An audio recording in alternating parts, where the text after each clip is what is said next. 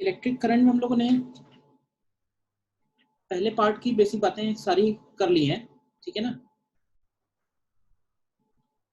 और पहले पार्ट में हम लोगों ने electric current, current density, drift velocity, velocity, drift velocity और इलेक्ट्रिक फील्ड का रिलेशन, ठीक है, relation between current and drift velocity, और basic form of Ohm's law and popular form of Ohm's law. ये सब कई सारी थ्योरी के बहुत सारे पॉइंट्स थे इसमें, वो हमने कर लिए हैं। कंडक्टेंस, रेजिस्टेंस, रेजिस्टिविटी, कंडक्टिविटी, इन सब का क्या मतलब है, कैसे डिपेंड करेंगे मटेरियल पे, कैसे डिपेंड करेंगे कंडक्टर के साइज पे, ठीक है। तो इस पे हम लोग थोड़े से प्रॉब्लम्स और कर लेते हैं एक बार, ठीक है। तो जो सारी बातें हुई हैं एक बार रिवाइज हो जाएंगी। तो क्वेश्चन ही आगे बढ़ाते हैं इसमें। देखना इसमें जैसे एक question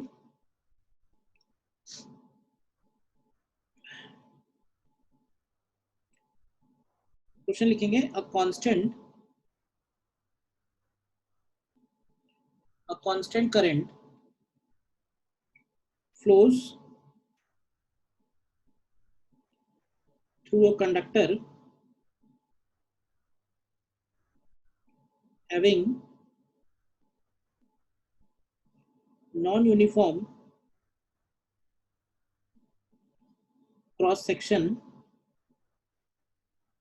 as shown, having non-uniform cross section as shown। तो सपोज इस तरह का ये एक कंडक्टर है, ठीक है, point A and point B. Question है, compare the following physical quantities at A and B, ठीक है। कौन कौन सी फिजिकल क्वांटिटी, जिसमें पहले पॉइंट में है करंट डेंसिटी, ठीक है, सेकंड में drift velocity, and third point electric field.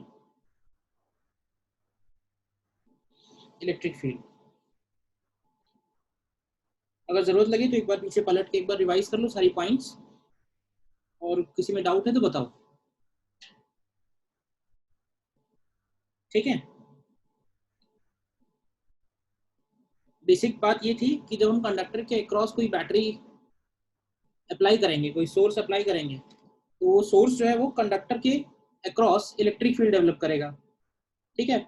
और उस इलेक्ट्रिक फील्ड की वजह से इलेक्ट्रॉन्स पे फोर्स लगेगा, तो इलेक्ट्रॉन्स रैंडम मोशन करते हुए आगे की तरफ ड्रिफ्ट होंगे, मतलब opposite to electric field drift होंगे। और इलेक्ट्रॉन्स के ड्रिफ्ट होने की वजह से, जब सारे इलेक्ट्रॉन्स ड्रिफ्ट हो रहे होंगे, तो इसकी वजह से उस कंडक्टर के अंदर करंट डेवलप हो जाएगी, और उस करंट की वैल्यू ड्रिफ्ट वेलोसिटी पे डिपेंड करती है, I is equal to A V D N E. और ड्रिफ्ट वेलोसिटी और इलेक्ट्रिक फील्ड में हमारे पास एक रिलेशन है, that drift velocity is equal to minus of E tau upon M. Minus sign ये इंडिकेट करता है कि जो ड्रिफ्ट वेलोसिटी का डायरेक्शन है और जो इलेक्ट्रिक फील्ड का डायरेक्शन है वो अपोजिट है। देखो करो, ट्राई हो जाएगा।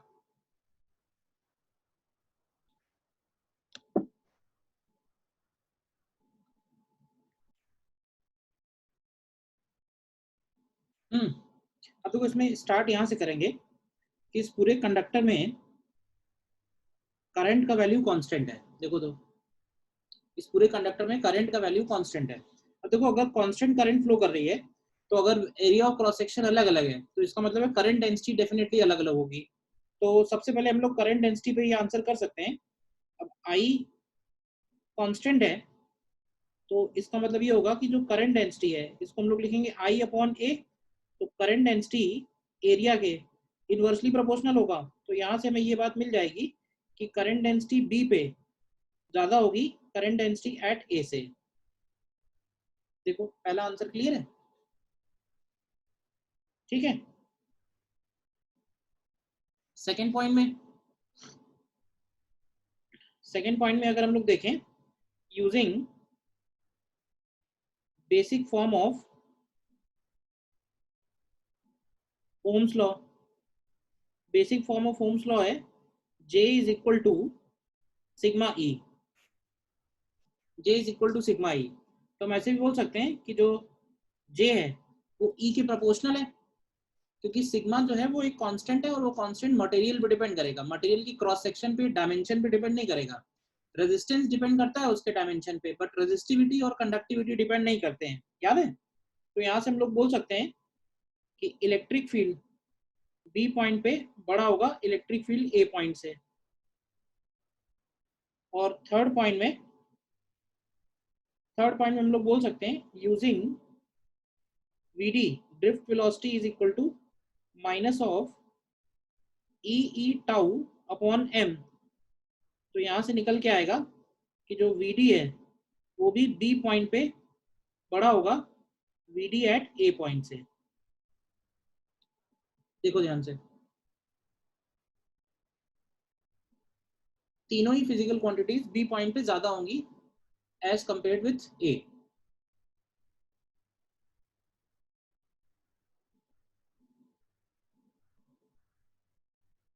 क्लियर है क्वेश्चन, बताओ। Yes, sir.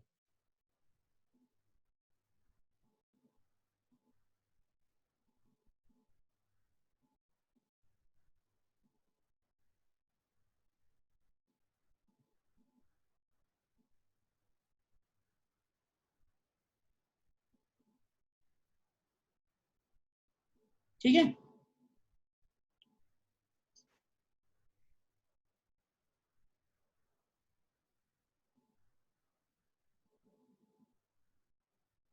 और देखो क्वेश्चन नेक्स्ट।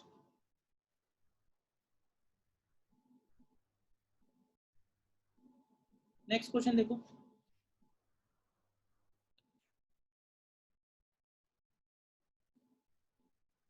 क्या क्या दिया है इसमें। करंट इसमें ऑलरेडी गिवन है, current is 2 ampere, cross section area is 1 mm square यानी 1 इंटू 10 पावर -6, एंड n की वैल्यू दी हुई है 6 इंटू 10 टू द पावर 28। तो हमारे पास सीधे सीधे फॉर्मूला है, क्यों, I is equal to A V D N E. तो यहाँ से देखो वी डी की वैल्यू निकालो, क्या आएगी, I upon A N E. कितना आता है बताओ।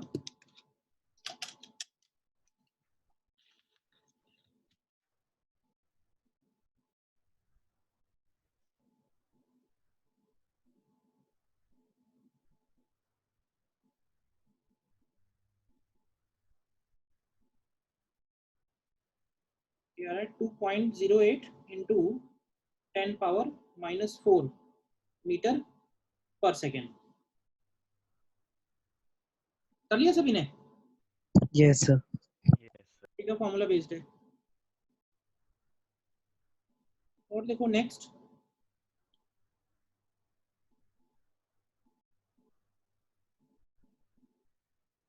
नेक्स्ट देखो।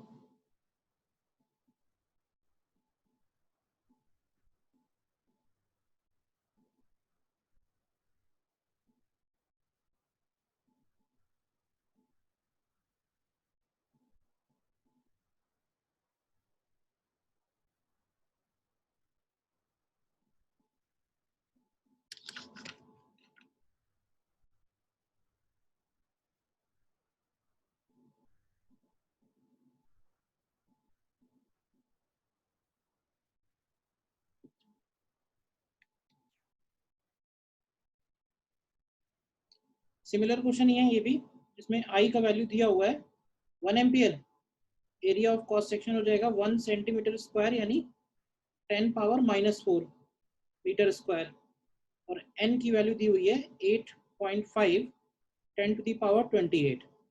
तो फिर से इसमें यूज कर लेते हैं, drift velocity is equal to I upon A N E. देख लो क्या आएगा। और इसके बाद कह रहा है कि how long will it take the charge to travel from one end of the conductor to other end. और उस पूरे की पूरे वायर का लेंथ देखो ध्यान से क्या दिया हुआ है, लेंथ उसका दिया हुआ है 10 किलोमीटर। तो time taken to travel from one end to another end, वो टाइम टेकन हो जाएगा 10 किलोमीटर यानी 10,000 metres and divided by VD, तो देखो कितना टाइम आता है। बेसिक एक आइडिया रहे कि टाइम कितना लग रहा है, उसके लिए देख रहे हैं हम लोग ये।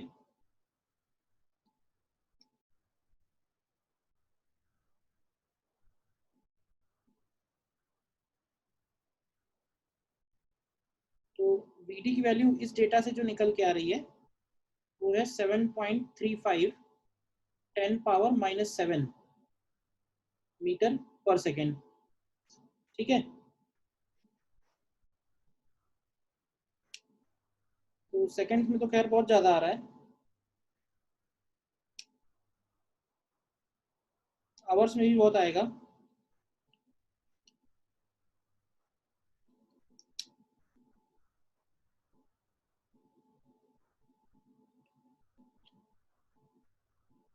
ठीक है, देखो शायद मैंने ईयर्स में निकाला है तो 2.48 10⁵ ईयर्स आ रहा है।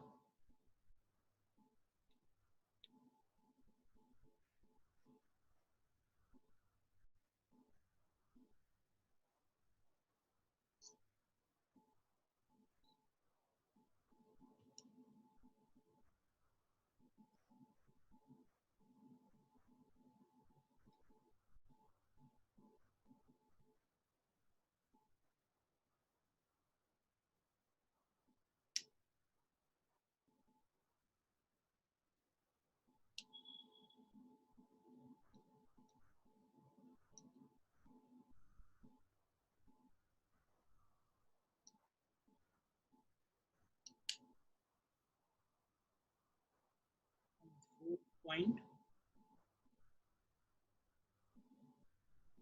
431.25 ईयर्स है।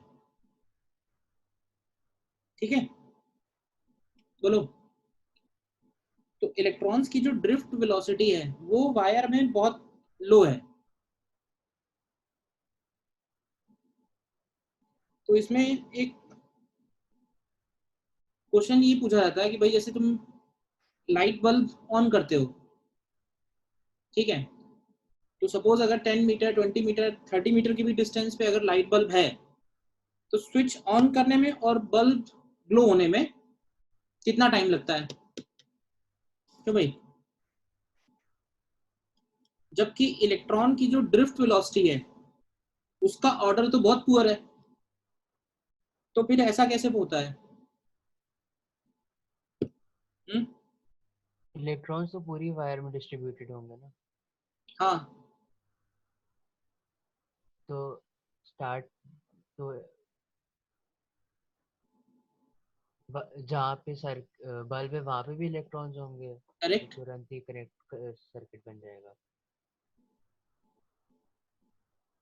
इसको हम ऐसे बोल सकते हैं, ठीक है, और ठीक से बोले तो कि भाई इलेक्ट्रॉन्स क्या है, इलेक्ट्रॉन्स की ड्रिफ्ट वेलोसिटी भले ही पुअर है लेकिन उस पूरे वायर में हर जगह इलेक्ट्रॉन्स हैं।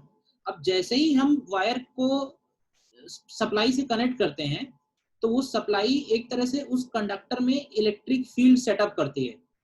अब बात ये आती है कि उस इलेक्ट्रिक फील्ड को पूरे वायर में सेटअप होने में कितना टाइम लगेगा। तो इलेक्ट्रिक फील्ड का जो ट्रैवल है इनसाइड कंडक्टर वो स्पीड ऑफ लाइट से होगा। इलेक्ट्रिक फील्ड वायर के अंदर जो सेटअप होगा वो स्पीड ऑफ लाइट से होगा, और जैसे ही इलेक्ट्रिक फील्ड सेटअप होगा वैसे ही वायर के हर पॉइंट का इलेक्ट्रॉन चलने लगेगा, भले ही वो स्लो स्पीड पे चल रहा हो लेकिन उस वायर के हर पॉइंट पे इलेक्ट्रॉन चलने लगेगा। अब जब हर पॉइंट पे इलेक्ट्रॉन चलने लगेगा तो हर एक पॉइंट पे करंट होगी और उसी से वो बल्ब ग्लो कर रहा है। ठीक है ना? ऐसा नहीं है कि सप्लाई वाला जो इलेक्ट्रॉन है वो निकल के बल्ब के पास पहुंच रहा है तभी वो बल्ब ग्लो कर रहा है। नॉर्मली क्वेश्चन पूछ देते हैं कभी ओरल वगैरह में, ठीक है ना?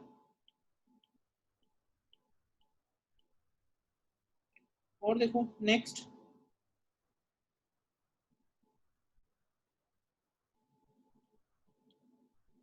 नेक्स्ट देखो।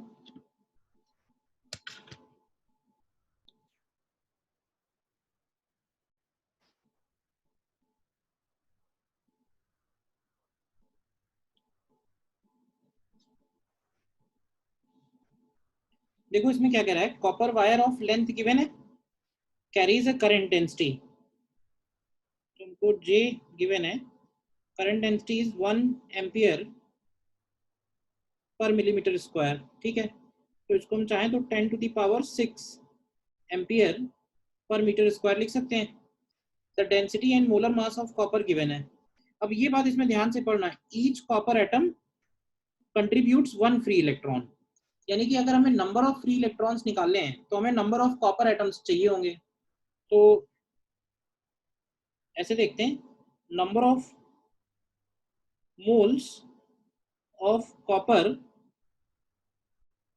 पर मीटर क्यूब, पर मीटर क्यूब में नंबर ऑफ मोल्स कितने होंगे, तो देखो 9000 kg है ये, तो ग्राम में कन्वर्ट करेंगे तो इंटू 10⁻³ कर देंगे, 63 से डिवाइड करेंगे तो मोल्स आ जाएंगे, ठीक है। अब कॉपर के मोल्स आ गए, तो कॉपर के नंबर ऑफ एटम्स क्या होंगे, number of atoms of copper पर मीटर क्यूब, और यही एक तरह से बन जाएगा फ्री इलेक्ट्रॉन डेंसिटी, क्योंकि उसने यही बोला हुआ है कि each copper atom contributes 1 electron. तो इस वैल्यू में 9000 डिवाइडेड बाई 63 में एवोगैड्रो नंबर मल्टीप्लाई हो जाएगा, 6.023 10⁻23। तो देखो कितना बनेगा ये,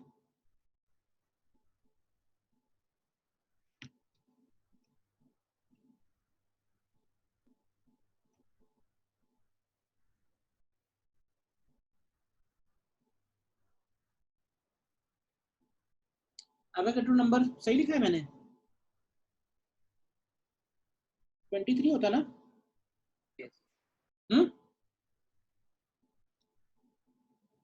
तो ये वैल्यू आ रही है 8.60 इंटू 10⁻28, ठीक है। इसके बाद अगर हमें ड्रिफ्ट वेलोसिटी निकालनी है, तो ड्रिफ्ट वेलोसिटी की वैल्यू बनेगी, अगेन जैसे निकालते आ रहे हैं, तो वैसे ड्रिफ्ट वेलोसिटी को लिखते हैं I/a/ne, बट I/a को हम लोग J लिख सकते हैं, तो ये J/ne हो जाएगा। तो J/ne के लिए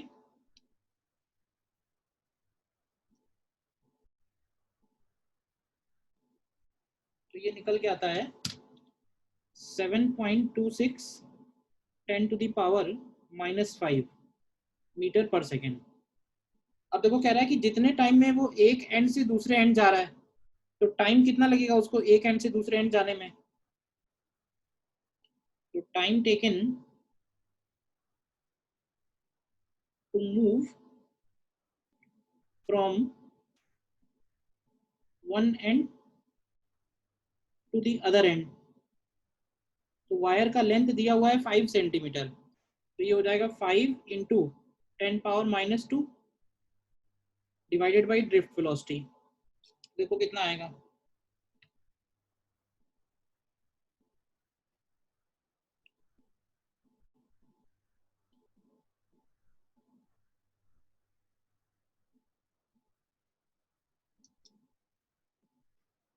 तो ये अगर सेकंड्स में निकाले टाइम, तो ये आ रहा है 6.88 10⁻² सेकेंड्स, ठीक है।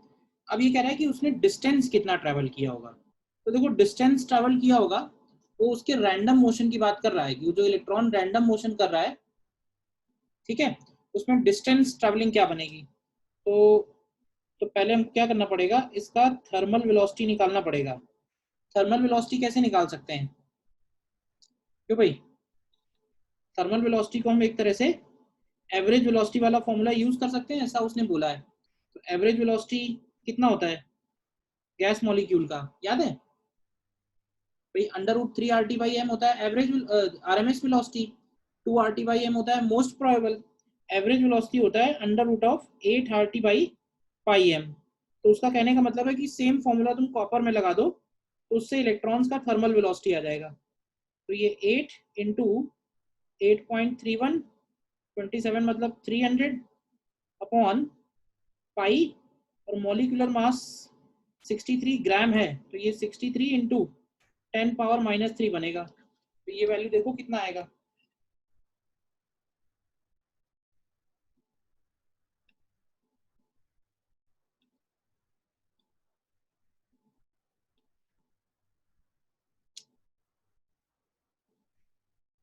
तो ये वैल्यू निकल के आता है 317.5 मीटर पर सेकेंड।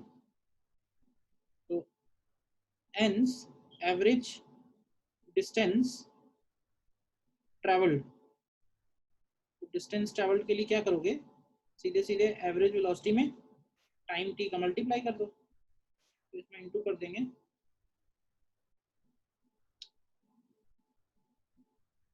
ठीक है, तो ये डिस्टेंस आ रही है 2.18 इंटू 10⁵ मीटर में। देखो क्वेश्चन तो बड़ा है, बट एक बार देख लो कि स्टेप्स सेम वही सिमिलर स्टेप्स लगे हुए हैं, कैलकुलेशन है बस। देखो कहीं डाउट है बताओ।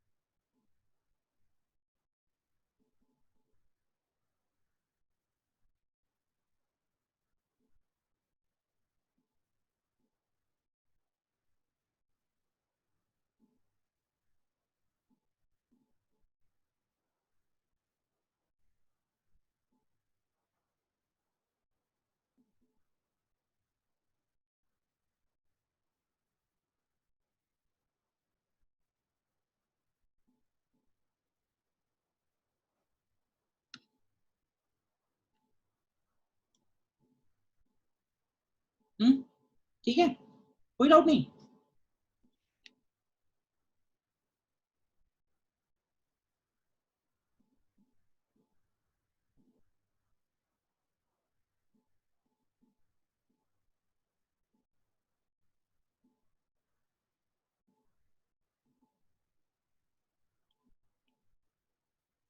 और देखो next,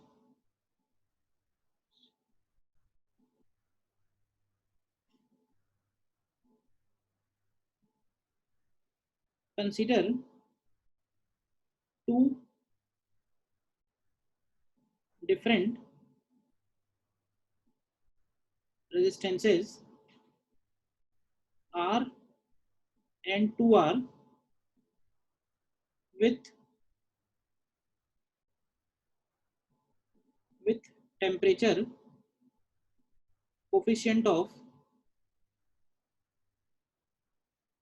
resistivities as 2 alpha and 3 alpha respectively। तो हमें निकालना है find equivalent temperature coefficient of resistivity when they are connected, A part में in series and B part में in parallel, when they are connected in series and in parallel। ठीक है, देखो करो ट्राई।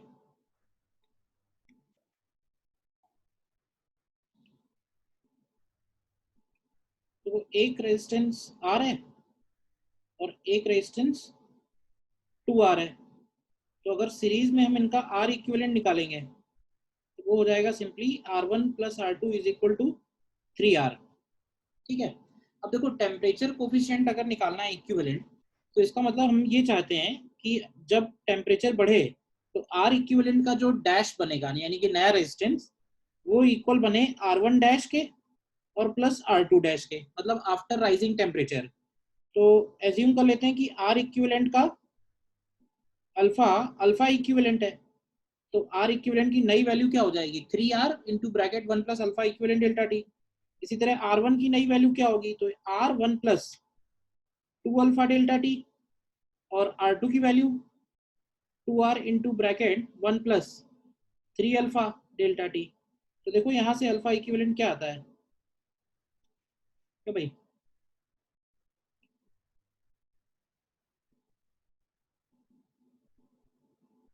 हम्म, 8 अल्फा बाई 3 आएगा।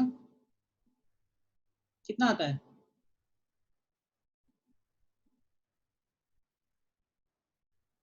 ए part का answer 8 alpha by 3 आएगा, देखो। और इसी तरह अगर पैरेलल में कहेगा, पैरेलल में 1 upon R equivalent is 1 upon R one plus 1 upon R two. तो यहाँ से तुम्हें आर इक्विवेलेंट की वैल्यू मिलेगी 2r बाई 3। ठीक है, तो इसमें रखोगे जब, तो ये आएगा 3 upon 2r bracket 1 plus alpha equivalent delta T is equal to 1 upon R 1 plus alpha delta T, alpha नहीं 2 alpha, 1 plus 2 alpha delta T and plus 1 upon 2r bracket 1 plus 3 alpha delta T. और चाहो तो इसको binomial से ऊपर ले जाओ और फिर जो कांस्टेंट है, मतलब वो जो पावर -1 होगा वो नीचे उतार लेना। तो देखो यहाँ से अल्फा इक्विवेलेंट कितना आता है, सॉल्व करके बताओ। सेकेंड पार्ट में क्या आता है बताओ।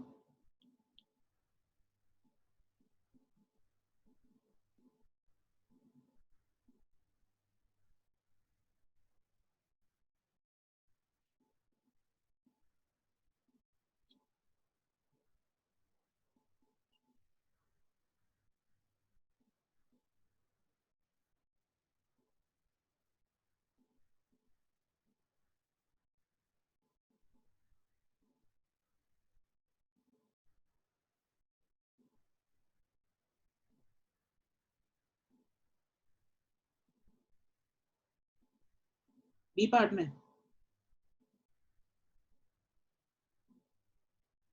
आंसर बताओ।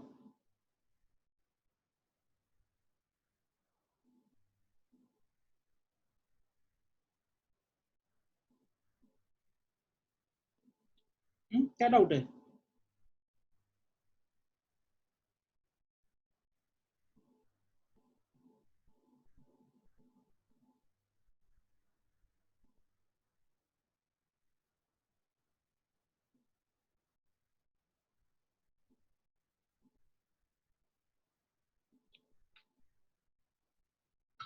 निकाला तो इसमें से आर तो कैंसिल ही हो गया। ये आएगा 3/2 alpha equivalent delta T is equal to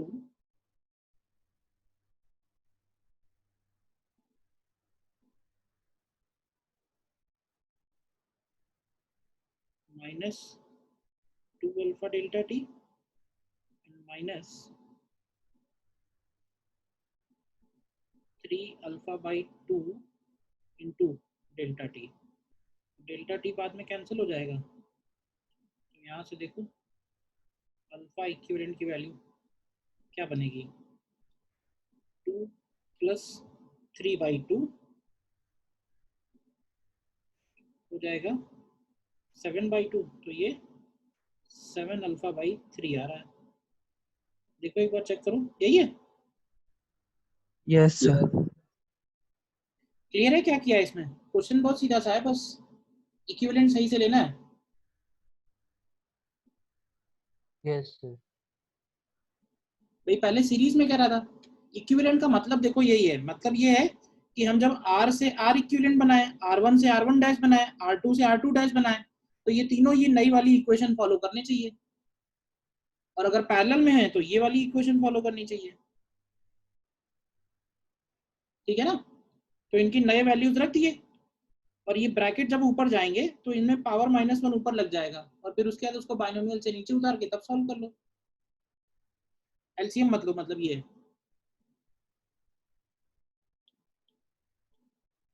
ठीक है।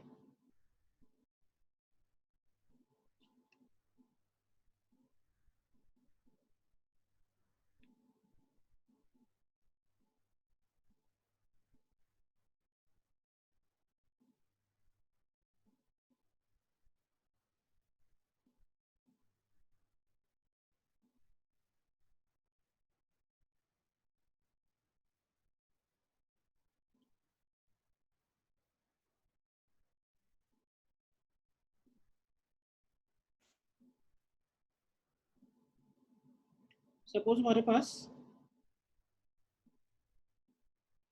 एल लेंथ का ये कंडक्टर है, इसका इनर रेडियस r है और आउटर रेडियस 3r है। ठीक है, अंदर वाला जो सिलेंडर है उसकी रेजिस्टिविटी 2 रो है और बाहर वाला जो आउटर कवर है बिटवीन r एंड 3r उसकी रेजिस्टिविटी रो है। ठीक है, और ये इसके टर्मिनल्स हैं सपोज। तो हमें इसमें फाइंड करना है, find equivalent resistivity of the conductor, find equivalent resistivity of the conductor। समझ गए ना, ये एक दो अलग अलग मटेरियल का है। अंदर वाला जो सिलेंडर है वो 2 रो रेजिस्टिविटी का है और बाहर जो हॉलो सिलेंडर है r और 3r रेडियस वाला उसका रेजिस्टिविटी रो है। इनको कंबाइन करके हमने एक कॉमन कंडक्टर बनाया हुआ है और उसको हम यूज कर रहे हैं विद दीज 2 टर्मिनल्स। तो हमें इक्विवेलेंट रेजिस्टिविटी बतानी है ऑफ दिस कंडक्टर।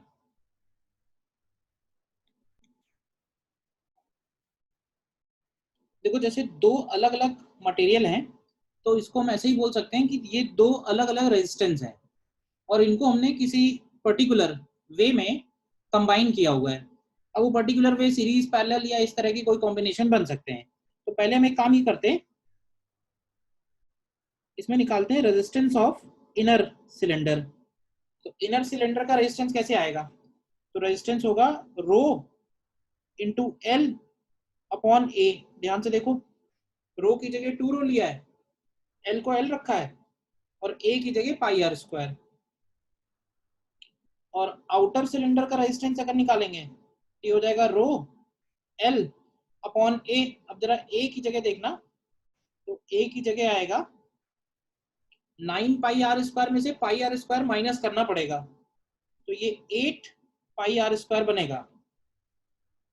ठीक है, और जब हम इनको कंबाइन करेंगे तो जो इक्विवेलेंट रेजिस्टेंस बनेगा उसका रो बनेगा रो इक्विवेलेंट, लेंथ ऑफ सिलेंडर होगा L और जो एरिया होगा 9 पाई आर स्क्वायर।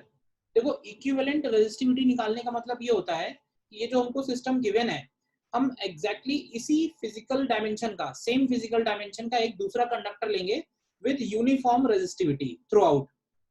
तो वो जो यूनिफॉर्म रेजिस्टिविटी का सिलेंडर लेंगे उसकी लेंथ बनेगी L और उसका रेडियस बनेगा 3r, यानी उसका क्रॉस सेक्शन एरिया हो जाएगा 9 पाई आर स्क्वायर। ठीक है ना, अब इसमें तुम रख दो। अब ये बताओ कि दोनों आर इनर और आर आउटर किस में होंगे, सीरीज में है या पैरेलल में है? क्यों? ये 1 अपॉन आर इक्विवेलेंट को लिखेंगे 1 upon R inner plus 1 upon R outer. ये इनर और आउटर वाले जो शेल्स होंगे ये पैरेलल में आएंगे। किसी को कोई कंफ्यूजन है पैरेलल में क्यों आएंगे तो बताओ मुझे अभी। तो ये आएगा 9 pi are square upon rho equivalent into l equal to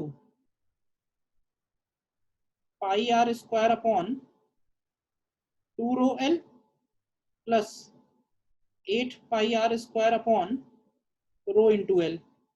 तो देख लो यहाँ से सॉल्व करके रो इक्विवेलेंट कितना निकल के आएगा। सर 18 रो बाय 17 आ रहा है। बस जो आ रहा है वही है, 18 रो अपॉन 17 है। ठीक है सर ये पैरेलल में कोई सीरीज होना चाहिए, करंट इक्वल अगर फ्लो कर रहा है? नहीं, करंट इक्वल नहीं फ्लो करेगा।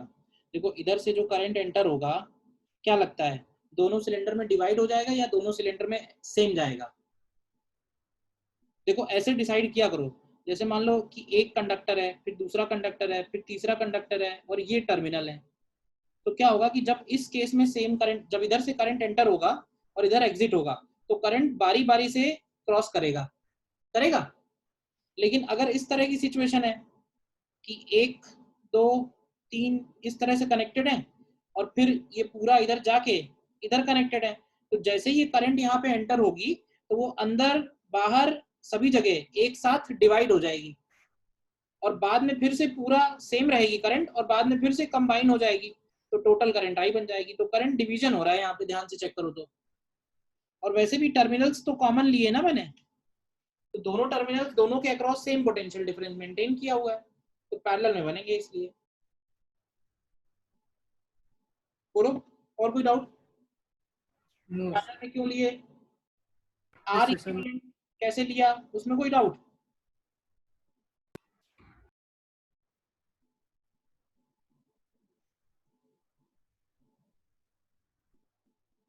आर इक्विवेलेंट कैसे लिया, उसमें कोई doubt? No sir. No sir.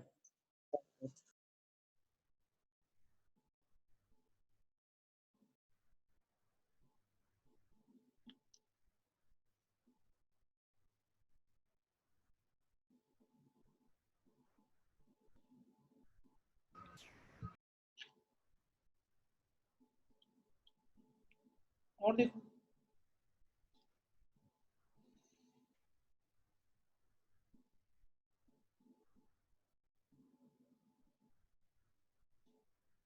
फिर से हम एक सिलिंड्रिकल कंडक्टर लेते हैं,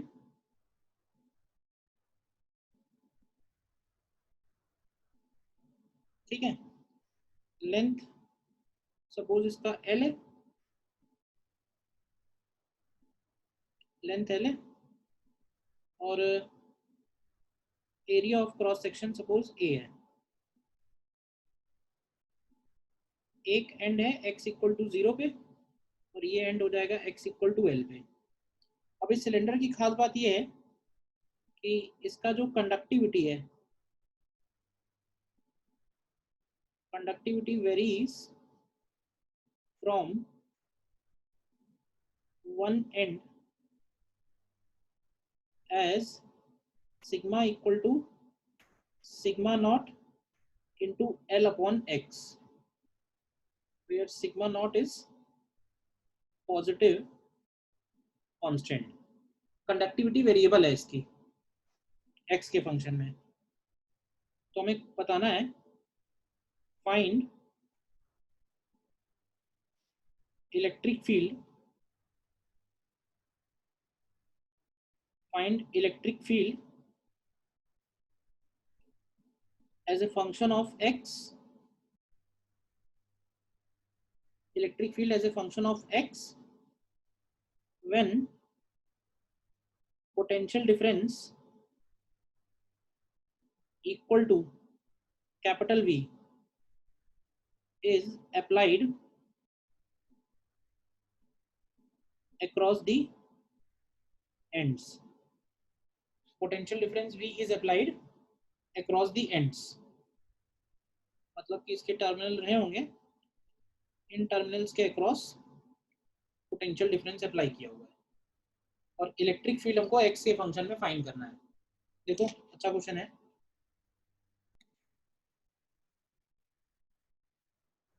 देखो अगर हमें इलेक्ट्रिक फील्ड किसी पॉइंट पे चाहिए तो उसके लिए हमको उस पॉइंट का अगर करंट डेंसिटी मिल जाए तो हम लोग J equal to sigma E से E निकाल सकते हैं। अब उस पॉइंट का करंट डेंसिटी निकालने के लिए हमें उस पॉइंट का करंट मिलना चाहिए, और किसी कंडक्टर में करंट कितना फ्लो करेगा when potential difference V is applied, वो उसके रेजिस्टेंस पे डिपेंड करेगा। तो अल्टीमेटली करना क्या है, सबसे पहले हमें इसमें x डिस्टेंस पे एक dx विड्थ का एलिमेंट लेना है और इस एलिमेंट का हमको रेजिस्टेंस फाइंड करना है। हमें पूरा रेजिस्टेंस चाहिए, तो पूरा रेजिस्टेंस निकालने के लिए पहले एलिमेंट का लिखते हैं, तो एलिमेंट का रेजिस्टेंस हो जाएगा। अब ध्यान से जरा एक बात मुझे बताना कि जब करंट इस एलिमेंट को क्रॉस कर रही होगी, ठीक है, तो लेंथ कितना ट्रैवल करेगी, करंट लेंथ कितना ट्रैवल कर रही है जब इस एलिमेंट को क्रॉस कर रही है, तो वो लेंथ ट्रैवल कर रही है dx अपॉन कितने क्रॉस सेक्शन से क्रॉस कर रही है, तो क्रॉस सेक्शन की जगह ए आएगा, और रो ना लिख के मैं सिग्मा लिख दे रहा हूँ क्योंकि सिग्मा दिया हुआ है, तो ये हो जाएगा एल अपॉन सिग्मा इंटू ए, और सिग्मा की वैल्यू अगर डाल दोगे तो ये हो जाएगा x d x upon sigma naught l into A, ये इसका डी आर आएगा। और ध्यान से सोचो तो इस तरह से जितने भी डिफरेंशियल एलिमेंट्स आएंगे उन सभी में करंट बारी बारी से जाएगा, यानी कि सारे के सारे सीरीज में होंगे, और सारे सीरीज में होंगे तो यहाँ पे हम लोग लिखेंगे R equivalent is equal to integral of D R. तो यहाँ से देखो 1 upon sigma naught L A बाहर आ जाएगा, और एक्स डी एक्स इंटीग्रेट होगा 0 से लेके एल तक, तो ये आ जाएगा L upon 2 sigma not a. देखो रेजिस्टेंस सबसे पहले, अच्छा रेजिस्टेंस आ गया, तो सेकेंड स्टेप में हमको करंट चाहिए होगा, तो करंट की वैल्यू हो जाएगी V अपॉन आर। तो V अपॉन आर करेंगे तो ये हो जाएगा 2 sigma not a V upon L, तो ये करंट हो गया। करंट आ गया तो करंट डेंसिटी की वैल्यू होगी I बाई ए, तो करंट डेंसिटी हर पॉइंट पे सेम आ जाएगी, I बाई ए करेंगे तो ये आएगी 2 sigma naught V upon L, और इस करंट डेंसिटी को हम लोग लिखेंगे J equal to sigma E. तो यहाँ से E की वैल्यू आएगी 2 sigma naught V by L, ये तो कांस्टेंट है, और 1 बाई सिग्मा और कर दो तो 1 बाई सिग्मा करेंगे तो ये x upon sigma naught L आएगा। तो देखो सिग्मा नॉट कैंसिल हो जाएगा, और E की value 2vx upon L square आएगी। देखो हर पॉइंट पे करंट सेम है, हर पॉइंट पे करंट डेंसिटी भी सेम है, लेकिन हर पॉइंट पे इलेक्ट्रिक फील्ड अलग है। क्यों? क्योंकि हर पॉइंट पे कंडक्टिविटी अलग अलग है। J equal to sigma E होता है, तो J हर जगह सेम है, सिग्मा हर जगह अलग अलग है, तो ऐसा इसलिए क्योंकि E भी हर जगह अलग अलग होगा। E अलग होगा तो ड्रिफ्ट वेलोसिटी भी हर जगह अलग अलग आएगी, ठीक है ना। एक्चुअली क्या हो रहा है कि इस कंडक्टर के हर पॉइंट का रेजिस्टेंस अलग अलग है, तो जहां रेजिस्टेंस ज्यादा है वहां ड्रिफ्ट वेलोसिटी कम रही होगी। तो पहले हमने क्या किया, करंट निकालने के लिए करंट डिसाइड होगी पूरे रेजिस्टेंस से, तो सबसे पहले पूरा रेजिस्टेंस कैलकुलेट कर लो, और फिर वही करंट डेंसिटी पूरे वायर में रहेगी क्योंकि area of cross section change नहीं हो रहा है।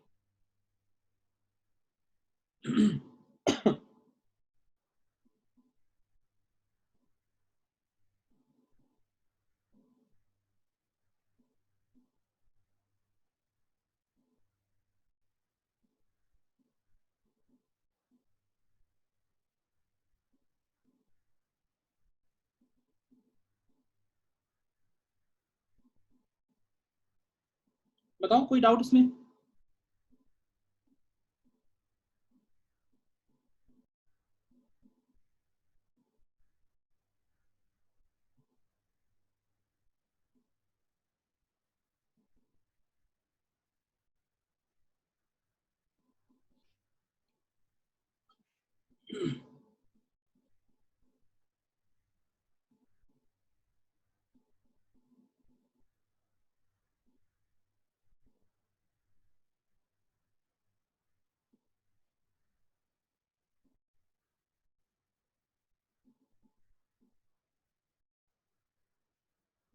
कोई डाउट नहीं?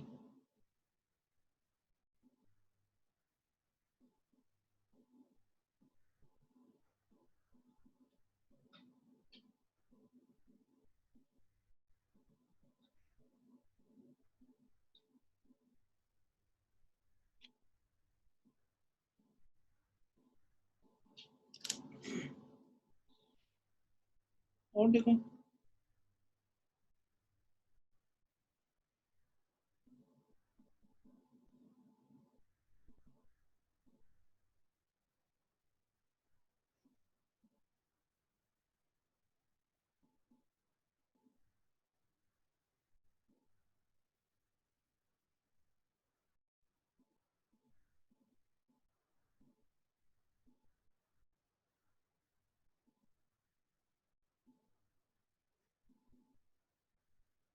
एल लेंथ का ये एक यूनिफॉर्म रेजिस्टिविटी का कंडक्टर है, ठीक है। और इधर का रेडियस a है और इधर का रेडियस b है, ठीक है। टैपर्ड है, कोनिकल।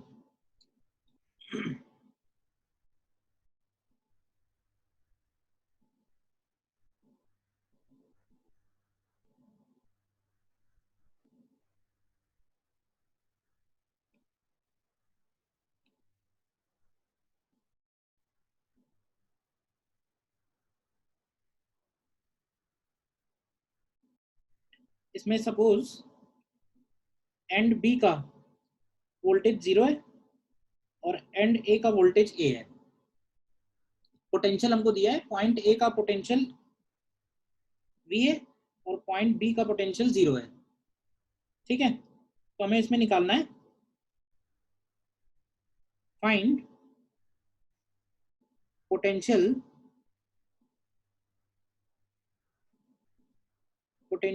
इनसाइड द कंडक्टर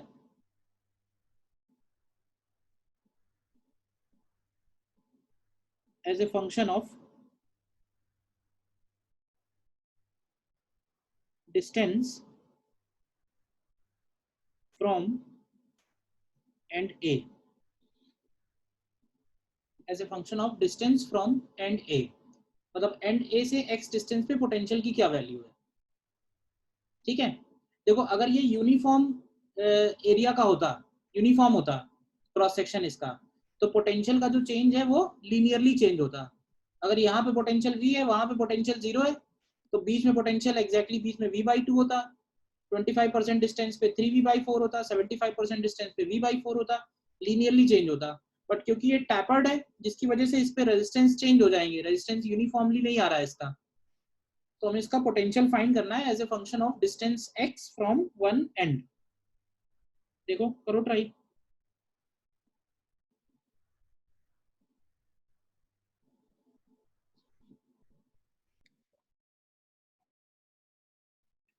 देखो इसमें भी ऑलमोस्ट वैसा ही काम करना है जैसे हम लोगों ने लास्ट वाले क्वेश्चन में किया है, ठीक है।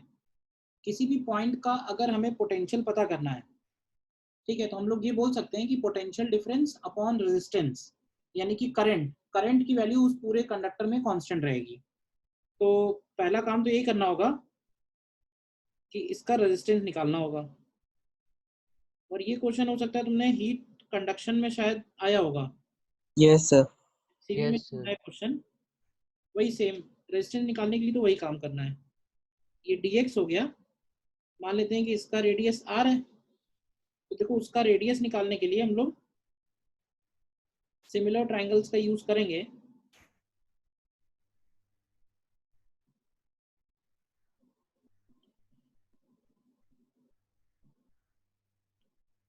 उसका रेडियस निकालने के लिए हम लोग सिमिलर ट्रायंगल्स का यूज करेंगे। ये डिस्टेंस r है, ठीक है, ये a है और ये b है। तो अगर हम यहाँ से लाइन एक ड्रॉ करते हैं तो ये डिस्टेंस हो जाएगी b माइनस ए और ये डिस्टेंस हो जाएगी r माइनस ए। ये है x और ये पूरा है l। तो यहाँ से मिलेगा हमको r minus a upon x is equal to b minus a upon l. r का वैल्यू हो जाएगा a plus x upon l into b minus a. ये तो रेडियस आ गई उस डिफरेंशियल डिस्क की, उस डिफरेंशियल एलिमेंट की।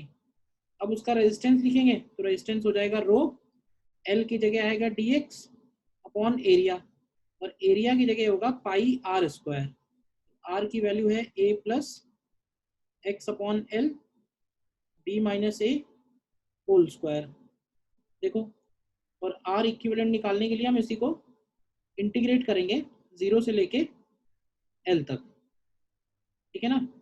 तो ये मुझे तो आंसर याद है, तो निकाल के देख लेना। ये आएगा rho L upon pi A B. ये इस पूरे कंडक्टर का रेजिस्टेंस निकल के आया है। ये रेजिस्टेंस इस पूरे कंडक्टर का है।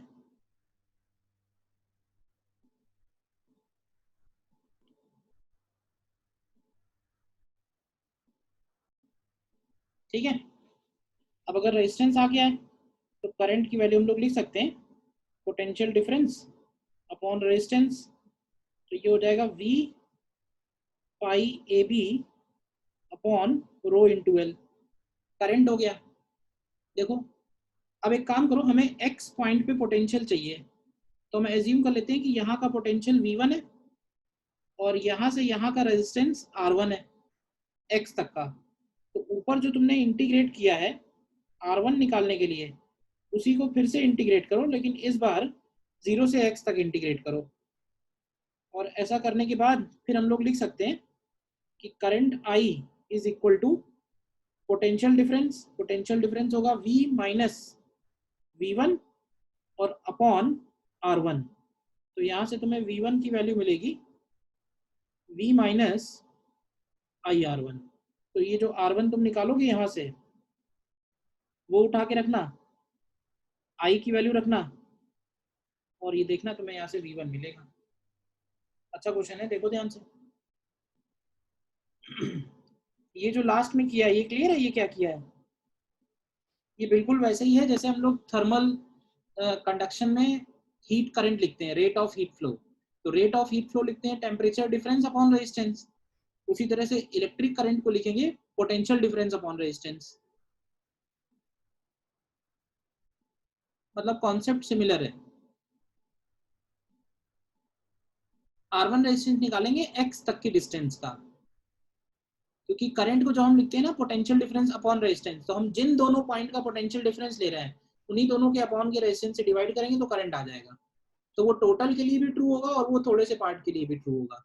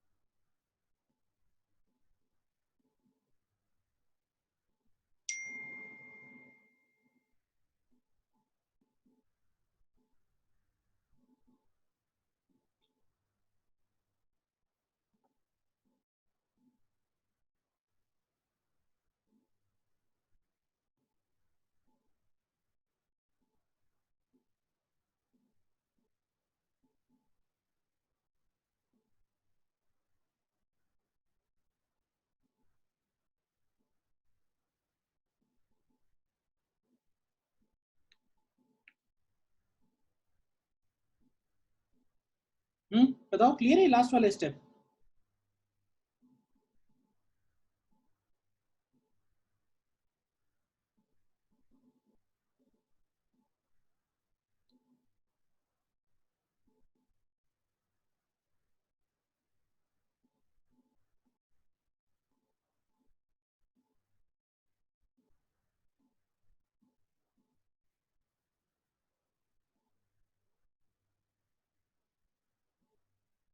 ठीक है,